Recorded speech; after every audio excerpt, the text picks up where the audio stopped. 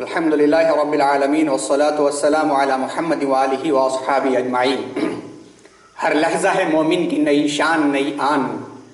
گفتار میں کردار میں اللہ کی برہان، قہاری و جباری و قدوسی و جبروت یہ چار عناصر ہوں تو بنتا ہے مسلمان۔ یہ بات کسی کو نہیں معلوم کہ لیکن قاری نظر آتا ہے، حقیقت میں ہے قرآن۔ اہل ایمان کو علامہ اقبال نے قرآن سے اس طرح سے جوڑا ہے کہ ایمان والا جب تک قرآن کا پرتو نہ نظر آئے اس کا ایمان مکمل نہیں ہو سکتا، کیونکہ ہم سب کے آقا جناب محمد رسول اللہ صلی اللہ علیہ وسلم کے اخلاق بھی قرآن تھے۔ آج 10واں رمضان المبارک عشر رحمت کا آخری روزہ ہے۔ 11ویں تراویح سے انشاءاللہ امت مسلمہ دو چار ہوگی اور اجتماعی نہ صحیح انفرادی اس رحمت و برکت سے فیض حاصل کرے گی۔ اسی موضوع کے اعتبار سے آج 10ویں پارے کا تذکرہ، جس میں خاص طور پر سورہ انفال اور سورہ توبہ کا تذکرہ ہے۔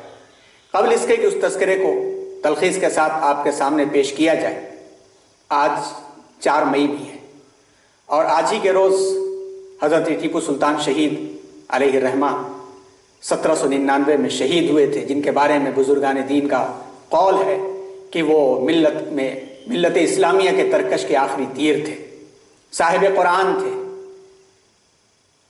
جن کی نظر حب الدنیا سے بڑھ کر کے حب دین اور عشق و آزادی پر تھی۔ ہم ان کے لیے ایصال ثواب کرتے ہوئے یہ تمنا کرتے ہیں کہ ہمارے لوگوں میں سے ان کے مقاصد کو زندہ کرنے والے پیدا ہوں۔ آج سورہ انفال اور سورہ توبہ کا خصوصی تذکرہ ہے اور یہ 2 حصوں میں کرنا پڑے گا تاکہ بات مناسب طریقے پر سمجھ میں آ جائے۔ سورہ انفال یوں تو شروع ہوتی ہے 9ویں پارے سے، مگر قرآن مجید کی بڑی اہم سورتوں میں سے یہ ایک سورہ ہے، جو سورہ ایک طرف ملت اسلامیہ کے لیے استحکام کا باعث ہے تو دوسری طرف امت اگر ترقی پاتی ہے تو اس کے حدود و ضوابط کو بھی یہ طے کرتی ہے۔ ساتھ ساتھ میں عمومی ہدایات اور معاندین اسلام اور اسلام پر اعتراضات اور اس پر حملے کرنے اور اس کو بدنام کرنے کے چکر میں لگے ہوئے لوگوں کی حقیقتوں کو بھی بیان کرتی ہے۔ اس سورہ میں جو مضامین ہیں ان مضامین کو یوں سمجھا جا سکتا ہے کہ یہ سورہ مدنی سورہ ہے اور خاص طور پر غزوہ بدر کے بعد نازل ہوئی۔ اس میں اللہ تبارک و تعالیٰ کی کہ جو جن انعامات کا تذکرہ ہے اس کی خصوصیت یہ ہے کہ مسلمانوں کا خلوص اور ان کی للہیت اور ان کے باہمی اتفاق اور جو اخلاص اسلام کے لیے جو نظر آ رہا تھا، اس کے نتیجے میں جو صبر انہوں نے کیا اور صبر کے ساتھ جو انہوں نے اپنے نبی جناب محمد رسول اللہ صلی اللہ علیہ وسلم کا ساتھ دیا، تو اللہ تبارک و تعالیٰ نے غزوہ بدر کے موقع پر وہ انعام عطا فرمایا کہ جو اسلام کے قلعے کو مضبوط کرنے کی پہلی خشت اور اینٹ تھی، جس کے بعد اسلام کا قلعہ مضبوط ہوتا چلا گیا اور انسانیت کے درد کا مداوا مل گیا۔ اس سورہ کے مضامین کو احاطہ اگر پوری طرح سے کیا جائے تو یہ مضامین تقریباً 3 بڑے بڑے حصوں میں تقسیم ہو کر کے ہمارے سامنے نظر آتے ہیں۔ پہلا بڑا حصہ تو غزوہ بدر ہے، اس کے اندر اس سے متعلق احکامات، اور دوسرا مشرکین خاص طور پر قریش سے متعلق کہ ان کو تنبیہ اور ان کو تنذیر کہ جتنا کچھ وہ تیاری کر رہے تھے، جتنے انتظامات کر رہے تھے، سارے کے سارے انتظامات جیسے منہ کے بل گر گئے اور یہ ڈھیر ہو گئے، اسی طرح سے انہوں نے عناد اور دشمنی کا معاملہ کیا تو آئندہ ایسے ہی حالات ہوں گے۔ اور تیسرے عمومی ہدایات اہل ایمان کے لیے یہاں پر ملتی ہیں۔ اس سورہ کو سمجھنا ہے تو غزوہ بدر اور غزوہ بدر کے حالات کو پورا سمجھنا ضروری ہے۔ مختصراً یہ کہ 13 سال تک مکہ مکرمہ کی زندگی میں مسلمان ظلم کی چکی میں پس چکے تھے، ظلم کی انتہا کر دی تھی ان دشمنوں نے، صرف اس بنیاد پر کہ اونچ نیچ کے نظام کو یہاں پر ختم کیا جا رہا تھا، غلام اور آقا ایک ہی صف میں کھڑے ہو رہے تھے، حاکم و محکوم کا فرق مٹایا جا رہا تھا، سب کی عزت نفس کا خیال رکھا جا رہا تھا۔ بس اس بنیاد پر ان مشرکین مکہ نے اسلام کے خلاف محاذ ایسا کھولا اور ایسا ستایا کہ کبھی انہیں 3 سال تک کے لیے بائیکاٹ کر دیا، کبھی انہیں حبشہ جانے پر مجبور کر دیا، پھر بھی خاموشی سے صبر سے اپنا کام انجام دیتے رہے اہل ایمان۔ اس کے باوجود یہ پیچھے پڑے رہے حتیٰ کہ مدینہ منورہ آ گئے۔ مدینہ منورہ آنے کے بعد بھی انہیں چین نہیں ہوا اور چین سے وہ بیٹھے نہیں اور مدینے میں بھی ختم کرنے کی سازشیں کرتے رہے۔ اسی دوران میں اللہ تبارک و تعالیٰ نے صبر کے نتیجے میں مزاحمت کی اجازت عطا فرما دی۔ قریش مکہ نے اپنے آپ کو اکنامیکل مضبوط کرنے کے لیے اور اہل مدینہ میں مسلمانوں کو پریشان کرنے کے لیے شام سے تجارتی قافلہ ابو سفیان کی قیادت میں مکہ مکرمہ کی طرف چلا۔ حضور اکرم صلی اللہ علیہ وسلم نے اس قافلے کو روکنے کی خاطر مزاحمت کی تاکہ ان کی جڑ کاٹ دی جائے، تاکہ اس ایمان والوں کے خلاف اور اسلام کے خلاف ان کی سازشیں نہ ہو سکے۔ بدر کے لیے لوگ نکلے، قافلہ کو روکنا اصل مقصد تھا، ظلم کو روکنا اصل مقصد تھا، لیکن وہ قافلہ بچ نکلا اور مکے میں شور ہنگامہ کر دیا گیا کہ محمد حملہ کرنے آ رہے ہیں، اور مکے سے غرور میں مبتلا ہو کر کے 1000 مشرکین کا لشکر نکلا ساز و سامان کے ساتھ 17 رمضان المبارک سن 2 ہجری میں، اور 313 لوگوں کے ساتھ مقابلہ ہوا۔ یہ واقعات سیرت کی کتابوں میں موجود ہیں، آپ پڑھیں، اور اللہ کی ایسی نصرت اور ایسی تائید اس میں دکھتی ہے کہ جس کے بعد سمجھ میں آ جاتا ہے کہ قلت تعداد کہیں پر بھی اللہ تبارک و تعالیٰ کو مطلوب نہیں ہے۔ اللہ پر ایمان، توکل اور اللہ کے لیے نکلنے والوں کے لیے اللہ تبارک و تعالیٰ کیسی کیسی مدد فرماتے ہیں، اس کا تذکرہ یہاں پر کیا گیا۔ انفال مال غنیمت سے نکلا ہے یہ لفظ، اس کا تذکرہ یہاں پر ہے۔ اور اس کے علاوہ قریش کو تنبیہ کی کیا کیا انتظامات کر رہے تھے۔ ان الذین ينفقون اموالهم لیصدوا عن سبیل اللہ، کہ مال و دولت خرچ کر رہے تھے، کھانا پینا خرچ کر رہے تھے، لیکن حسرت بن گیا۔ یہ تذکرہ ان کو فہمائش، ان کو تنبیہ، اور اسی طرح سے عمومی ہدایات۔ اب آئیے عمومی ہدایات ہم دیکھتے ہیں کہ عمومی ہدایات اور کیا کیا اس سورہ انفال میں ملتی ہیں، اس درخواست کے ساتھ کہ غزوہ بدر کی پوری تفصیلات پڑھ لی جائیں اور ان تفصیلات کو رکھ کر کے سمجھا جائے تو یہ سورہ سراپا رحمت اور پوری انسانیت کے لیے بھلائی کے لیے ایک راہ ہدایت ہمیں فراہم کرتی ہوئی نظر آئے گی۔ عمومی ہدایات میں جو ہدایات ملتی ہے آیت نمبر 1 سے آیت نمبر 2 سے لے کر 4 تک، مومنین اولئک هم المؤمنون حقا، برحق مسلمان کون ہے، برحق مسلمان کون ہے، سچے مسلمان کون ہیں، ان کا تذکرہ یہاں پر دکھتا ہے۔ پہلا یہ ہے کہ خوف خدا، نمبر 2 ایمان میں ترقی، نمبر 3 توکل علی اللہ، نمبر 4 اقامت الصلاۃ، نمبر 5 انفاق فی سبیل اللہ۔ اور وہ آیت ہے انما بسم اللہ الرحمن الرحیم انما المؤمنون الذین اذا ذکر اللہ وجلت قلوبہم، کہ جب اللہ کا تذکرہ ان مومنین کے ساتھ کیا جاتا ہے تو ان کے دل خوف خدا سے لرز جاتے ہیں، نرم پڑ جاتے ہیں، ایمان کی کیفیت بڑھ جاتی ہے۔ اور آیت جب اللہ کی تلاوت کی جاتی ہے تو ایمان بڑھ جاتا ہے، ایمان میں ترقی ہوتی ہے، اللہ پر بھروسہ کرتے ہیں اور نماز صحیح قائم کر کے پوری زندگی کو نماز بنا لیتے ہیں اور اللہ کی راہ میں خرچ کرتے ہیں، اور یہ سچے پکے مسلمان ہیں۔ یہ ہدایات یہاں پر ملتی ہیں۔ پھر اس کے بعد اسی طرح سے بدر کے احکامات اور نصیحتیں اور ان کا تذکرہ کرتے ہوئے اللہ تبارک و تعالیٰ سورہ انفال میں جب 9واں پارہ مکمل ہوتا ہے تو وہاں پر صاف بات فرماتے ہیں ان مشرکین کے لیے، اور ایک عام بات، اور آج کے حالات میں یہ آیت ایسی نصیحت کرتے کہ مومن کبھی مایوس نہیں ہوتا، اور وہ کیا ہے، ان الذین کفروا ينفقون اموالهم لیصدوا عن سبیل اللہ، بے شک یہ نافرمان، یہ کافر طاقتیں جو یہ ایمان کو روکنے کے در پہ ہیں، اپنے اموال کو خرچ کرتے ہیں، خرچ کریں گے لیصدوا عن سبیل اللہ، تاکہ اللہ کی راہ سے لوگوں کو روک دیں، پروپیگنڈا کریں گے، حالات کو بدلیں گے، فَسَيُنْفِقُونَ عَنْ قریب، یہ خرچ کریں گے، ثُمَّ تَكُونُ عَلِيمْ حَسْرَةً، ان کا یہ خرچ کرنا، ان کا یہ پروپیگنڈا بنانا، یہ ایک واقعے کو لے کر کے سب کو اس میں ملوث کر دینا اور کسی واقعے کو تھوپ دینا، جیسا کہ آج کی صورتحال میں کووڈ 19 کے اندر مرض کہاں سے پیدا ہوا، مرض کس اثرات سے پیدا ہوا، ساری انسانیت جانتی ہے، مگر اس کو امت مسلمہ پر تھوپنے کی جو سازش ہے ناکام ہو کر کے رہ جائیں گے۔ اسی طرح کے حالات میں پروپیگنڈا ان کا ناکام ہو کر کے رہ جائے گا، اور ثم یغلبون، یہ خود ہار جائیں گے، اپنے پیروں پر کلہاڑی مار کے اپنے آپ کو تباہ کر لیں گے، مغلوب ہو جائیں گے۔ اسی پر 9 پارہ مکمل ہوتا ہے۔ پھر اس کے بعد 10واں پارہ جب پورا ہوتا ہے اس میں ایک بات کہہ دی گئی، اے ایمان والو، آیت نمبر 45 میں، اے ایمان والو جب تمہارا کسی جماعت سے مقابلہ ہو جائے تو فثبتو، جم جانا، ایسا نہ ہو کہ مذبذبین بین ذالک، منافقوں کی طرح سے کرو، نہ ادھر کے رہے نہ ادھر کے رہو، ارے نقصان طے ہو گیا تو نقصان پر جمے رہو اور اللہ کو خوب یاد کرو، اور اس کے واسطے ضروری کیا ہے اس کا حل بتا دیا گیا، وَأَطِیعُوا اللَّهَ وَرَسُولَهُ، اور اللہ اور اس کے رسول کی بات کو ماننا، اطاعت کرنا، وَلَا تَنَازَعُوا، اور آپس میں لڑ مت پڑنا۔ اس وقت یہ بات کہی جا رہی ہے کہ سازشیں تلاش کر کے امت مسلمہ کے خلاف بنائی جا رہی ہیں اور ان سازشوں میں ملوث کیا جا رہا ہے۔ تو عید قریب ہے، اب اس صورتحال میں انسانیت سسک رہی ہے، کھانے دانے کی محتاج ہے۔ ایسے میں اپنے بچوں کی خواہشیں پوری کرنے کے لیے، اپنے عورتوں کی خواہشیں پوری کرنے کے لیے پھر سے وہی عید کے کپڑے، پھر سے وہی عید کے لوازمات خریدیں تو عید کس کام کی؟ لاشوں کے ڈھیر پر عید نہیں منائی جاتی، لاشوں کے ڈھیر پر عید نہیں منائی جاتی۔ اس لیے امت مسلمہ کا ہر طبقہ، سلجھا ہوا طبقہ، یہ درخواست کر رہا ہے کہ عید کی خریداری کے لیے ازدحام نہ کریں، کیونکہ اس کے ذریعے سے الزامات امت مسلمہ پر تھوپنے کی کوشش کی جائے کہ ہم ذریعہ بنیں گے۔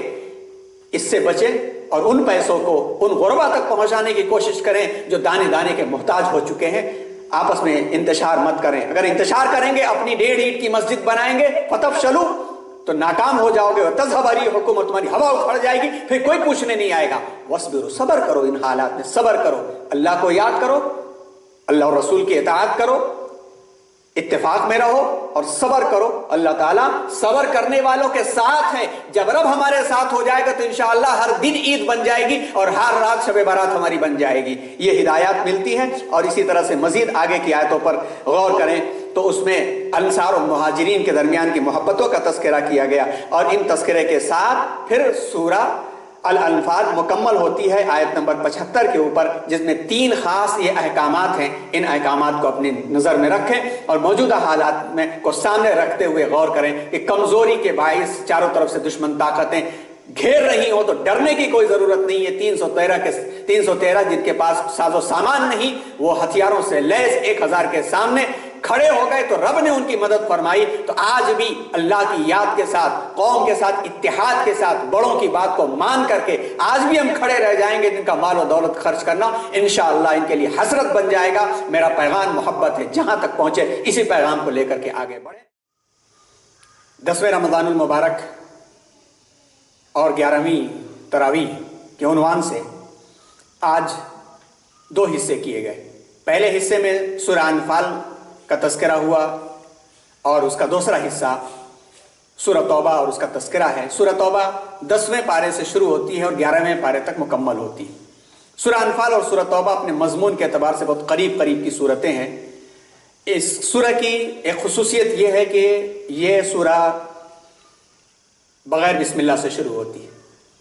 اس کے بارے میں مفسرین کے بہت سارے اقوال ہیں، مگر سب سے اہم بات یہ ہے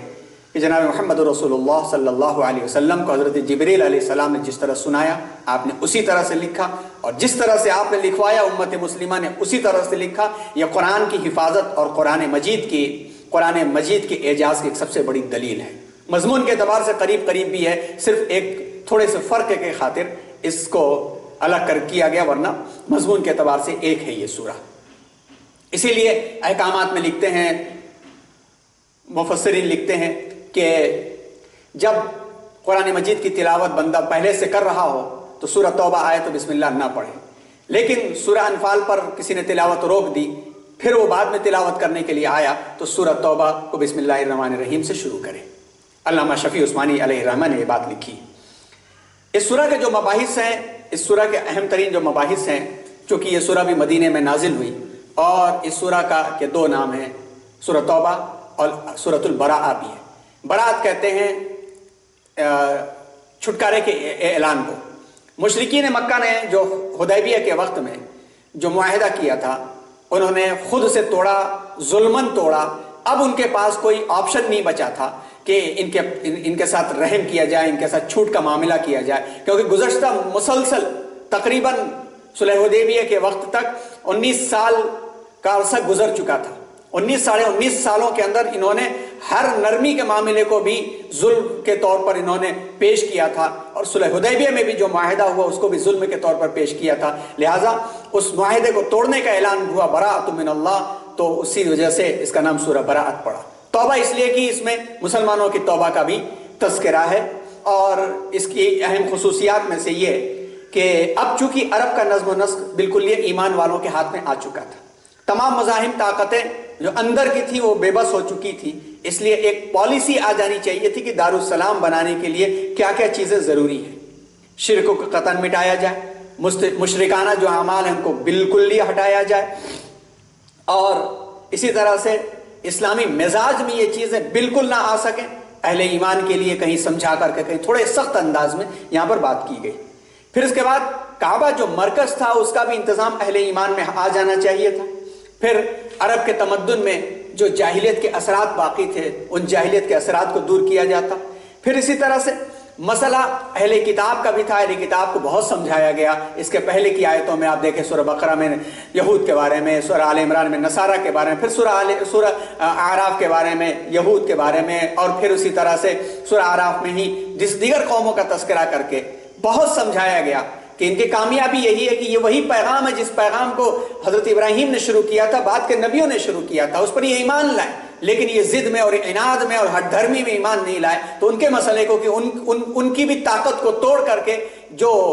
اللہ کا پسندیدہ دین ہے اس دین کو رائج کیا جائے۔ ایسے ہی منافقین کا بہت بڑا مسئلہ تھا کہ منافقین آستین کا سانپ بن کر کے مستقل ڈس رہے تھے، تو ان کو اس سورہ توبہ کے اندر خاص طور پر ان کے بارے میں تذکرہ کیا گیا کہ ان کی طاقت کو توڑنا بہت ضروری ہے اور ان کو پہچاننا بہت ضروری ہے۔ یہاں تک کہ ایک موقع پر کہہ دیا گیا کہ آگے حوالہ اس کی آیت کا آتا ہے کہ آپ ان کے لیے 70 مرتبہ بھی استغفار کریں گے تو اللہ بخشنے والا نہیں ہے، لیکن رسول رحمت جو رحمت للعالمین تھے انہوں نے اس کے بعد جو منافقوں کا سردار تھا عبداللہ ابن ابی ابن سلول، اس کی نماز جنازہ پڑھانے کے لیے آپ نے ارادہ فرمایا۔ سیدنا عمر فاروق رضی اللہ تعالیٰ عنہ نے درخواست کیا کہ آقا آپ کیا فرما رہے ہیں، لیکن رسول رحمت تھے، یقین قربان جائیے رسول رحمت تھے، آپ نے اس کے باوجود فرمایا کہ اللہ نے کہا ہے کہ 70 مرتن 70 مرتبہ کہا ہے، اگر 71ویں مرتبہ بھی اس کی اگر مغفرت ہو جائے گی تو میں اس کے لیے دعائیں مغفرت کروں گا۔ حالانکہ اللہ تبارک و تعالیٰ نے اس کے بعد منع فرمایا، ایک اور آیت نازل ہوئی، اس کے بعد آپ نے منافقوں کا جنازہ پڑھانے سے روک دیا، لیکن یہاں پر رسول رحمت صلی اللہ علیہ وسلم کا کردار نظر آتا ہے۔ منافقوں کا تذکرہ یہاں پر تفصیل کے ساتھ کیا گیا اور اہل ایمان کی بہت تربیت کی گئی۔ تو جس طرح سے سورہ انفال میں آپ نے دیکھا ہوگا، نہ دیکھا ہو تو دیکھ لیں آپ، سورہ انفال میں آپ نے دیکھا ہوگا کہ کس طرح سے تربیت کی جا رہی ہے اہل ایمان کی، یہاں پر بھی تربیت ہو رہی ہے۔ آئیے دیکھیے کہ ہم سب کے لیے کیا اس کے اندر تربیت ہے۔ جہاد کے احکامات، قتال کے احکامات، خاص طور پہ یہ مشرکین اور ظالمین کے خلاف کہ جن کا صفایا ہونا بہت ضروری تھا، ایک وائرس کی طرح سے 19 سالوں تک انہوں نے انسانیت کو ستایا تھا، اہل ایمان کو ستایا تھا، ان کا تذکرہ بہت تفصیل کے ساتھ ہے۔ پھر اس کے بعد کہ اہل ایمان کون لوگ ہیں جو مسجد بنا سکتے ہیں۔ یہاں پر ایک جگہ پر مسجد ضرار کا تعلق تذکرہ ہوا، آپ وہ تفصیل پڑھیں،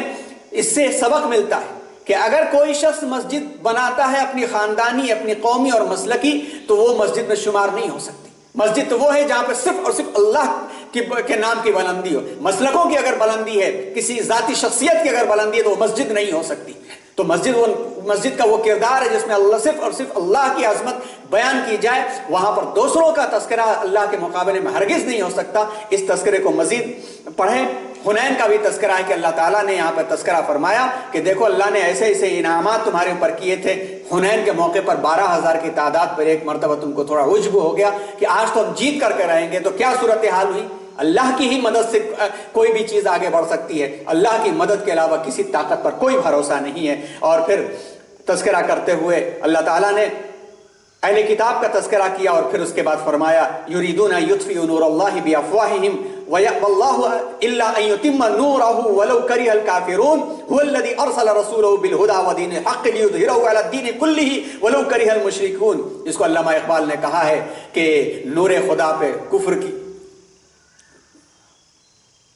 کہ نور خدا پہ کفر ہے خندزن، پھونکوں سے یہ چراغ بجھایا نہ جائے گا، کہ کفر جو ہے اللہ کے نور پہ چاہے کتنا بھی ہنس لے، کتنا بھی مذاق اڑا لے، پھونکوں سے یہ چراغ بجھایا نہ جائے گا۔ اس کی ترجمانی کرتے ہوئے فرمایا تھا، اور اللہ نے ہی اپنے رسول کو دین حق کے ساتھ بھیجا کہ تمام دین پر اس کو واضح کر دیں، ظاہر کر دیں، چاہے اس کو کتنا ہی لوگ ناپسند کریں۔ یہ تذکرہ فرماتے ہوئے اللہ تعالیٰ نے مزید قتال کے احکامات کو ارشاد فرمایا۔ پھر آیت نمبر 60 کے اندر صدقہ اور زکوٰۃ کا مستحق کون ہے یہ نصاب یہاں بتا دیا گیا، اور اس کے اندر صدقے اور مستحق کے جو